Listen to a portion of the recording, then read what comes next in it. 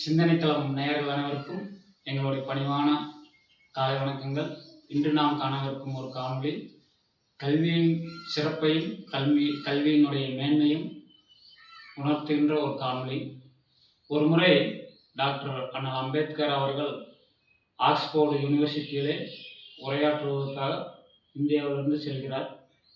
அப்போது அங்குள்ள மேலை நாட்டவர் ஒரு தாழ்ந்த ஜாதிக்காரன் நம்மளுடைய யூனிவர்சிட்டியிலே வந்து நம்மிடையே உரையாற்றுவதா, அதுவும் பகுத்தறிவுவாதி என்று சொல்கிறார்கள். அவரை நாம் கட்டாயம் மட்டம் தட்ட வேண்டும், அவருக்கு மரியாதை கொடுக்கக்கூடாது என்று அங்குள்ள மாணவர்களெல்லாம் ஒன்று கூடி முடிவெடுக்கிறார்கள். அப்போது அந்த வகுப்பறைக்குள்ளே அண்ணல் அம்பேத்கர் வருகிறார். யாரும் எந்த ஒரு மாணவரும் எழுந்து நின்று அவருக்கு வணக்கம் தெரிவிக்கவில்லை. கால் மீது கால் போட்டு ஒரு மரியாதை குறைவாக அவரை நடத்துகிறார்.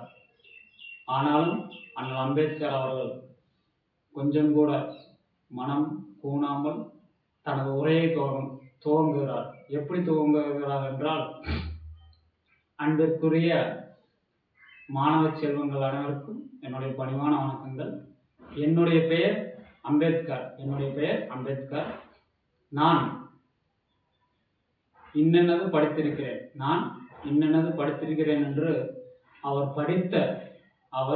இத்தனை நாளாக படித்த, இனியும் படித்து கொண்டிருக்கிற அந்த படிப்பை பற்றி சுமார் 5 நிமிடம் எடுத்து கொடுக்கிறார். அவர் 2 நிமிடம் தான் சொன்னார்.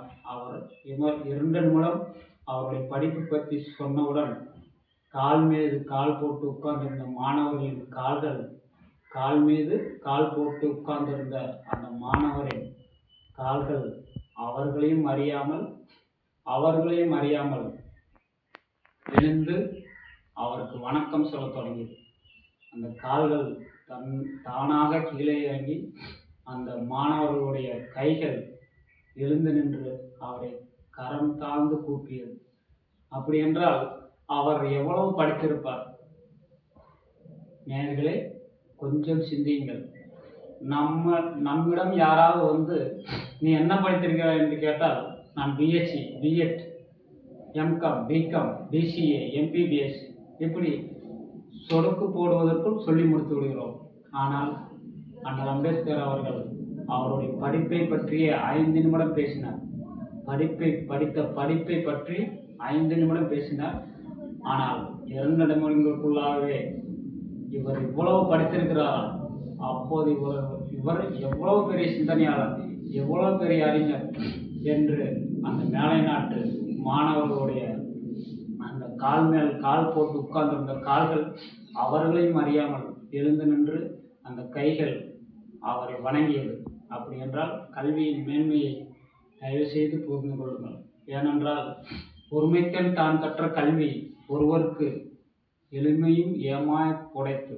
ஒருமைக்கண் தான் கற்ற கல்வி ஒருவருக்கு எளிமையும் ஏமாய் புடைத்து. இந்த குறளுடைய விளக்கம் என்னவென்றால், ஒரு பிறப்பிலே ஒருவன் கற்ற கல்வியானது அந்த பிறப்பு மட்டுமல்ல, அவனை தொடர்ந்து வரும் 7 பிறப்புக்கும் மட்டுமல்ல, எல்லா பிறப்புக்கும் அவனுக்கு வழி கொடுக்கும் என்பது. அது மட்டுமல்ல, தொட்டனைத்து ஊரும் மணற்கேணி மாந்தர்க்கு கற்றனைத்து ஊரும் அறிவு.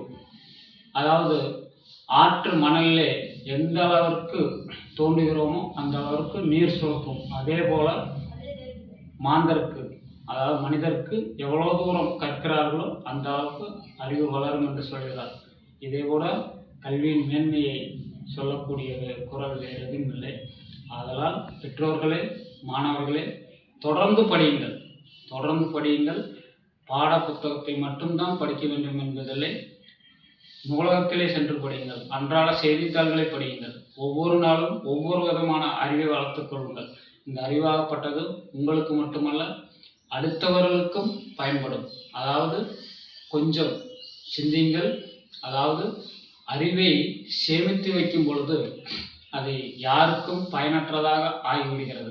அறிவை சேமித்து வைக்கும் பொழுது அது யாருக்குமே பயனற்றதாய் ஆகிவிடுகிறது. ஆனால் அதே அறிவை பகிர்ந்து கொடுக்கும் பொழுது ஒரு தலைமுறையே உருவாக்குகிறது. அதாவது கூர்ந்து கவனியுங்கள், ஒரு அறிவை சேமித்து வைக்கும் பொழுது அது யாருக்கும் பயனற்றதாக ஆகிவிடுது. அதாவது உங்களுக்கு ஒரு செய்தி தெரிகிறது என்றால் அது உங்கள் மூளைக்குள்ளாகவே நீங்கள் வைத்துக்கொண்டால், உங்கள் மனதிற்குள்ளாகவே வைத்துக்கொண்டால் அது யாருக்கும் தெரியாமல் போய்விடும். அதே உங்களுக்கு தெரிந்த ஒரு விஷயத்தை, அந்த அறிவு சார்ந்த ஒரு விஷயத்தை அடுத்தவர்களிடம் நீங்கள் சொல்லும் பொழுது அது அவர்களுக்கும் தெரிந்து மறுபடியும் அவர்களுக்கு தெரிந்த இன்னொருவருக்கு அப்படியே கடக்கும் பொழுது அந்த அறிவு மேலும் மேலும் வளர்கிறது. இதுதான் கல்வியினுடைய ஒரு சிறப்பு, கல்வியினுடைய ஒரு மேன்மை.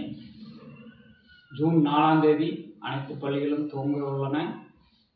எல்லா மாணவர்களும் தயவு செய்து நல்லபடியாக படித்து நல்லதொரு சமுதாயத்தை உருவாக்க வேண்டும் என்று இதன் மூலம் எல்லா மாணவர்களுக்கும், மாணவர்களை சார்ந்த பெற்றோருக்கும் கரம் தாழ்ந்து கேட்டுக்கொள்கிறேன். நன்றி, வணக்கம்.